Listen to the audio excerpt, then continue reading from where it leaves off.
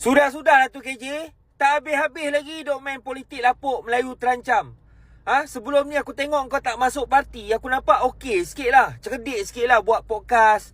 Panggil pimpinan-pimpinan parti yang lain. Suarakan pandangan.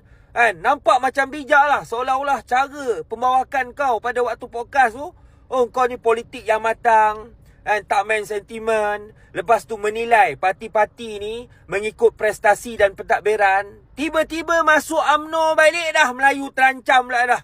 Aduhai, pembetulan. Bukan Melayu yang terancam sebenarnya. Aku rasa Melayu UMNO Negeri Sembilan yang terancam kot. Melayu di bawah Tok Min dekat Negeri Sembilan ni aku rasa tak terancam pun. Dia orang dapat macam-macam bantuan.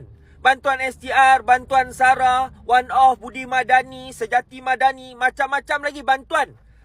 Ini bau betul cara nak bantu orang Melayu. Bukan takut-takutkan orang Melayu untuk kekalkan kuasa. Yang buat Melayu terancam ni bukan PH, bukan DAP, bukan Anwar Ibrahim. Hakikatnya yang buat Melayu terancam ni adalah parti UMNO yang pernah jadi kerajaan puluhan tahun satu ketika dahulu. Bukan setakat buat Melayu terancam, bahkan malukan nama Melayu di pesada dunia. Sampaikan satu dunia tahu yang mana pemimpin UMNO sewaktu ketika dulu pernah terlibat dengan skandal 1MDB, tibai duit rakyat, terlibat dengan sakau, dengan rasuah, penuh korup.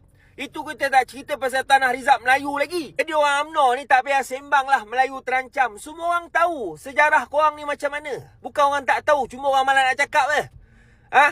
Nak cerita bukan hak korang lah. Melayu boleh terancam disebabkan tak ada UMNO. Tak ada. Hak orang Melayu ni di bawah perlembagaan. Dijamin di bawah perlembagaan dan di bawah Raja-Raja Melayu.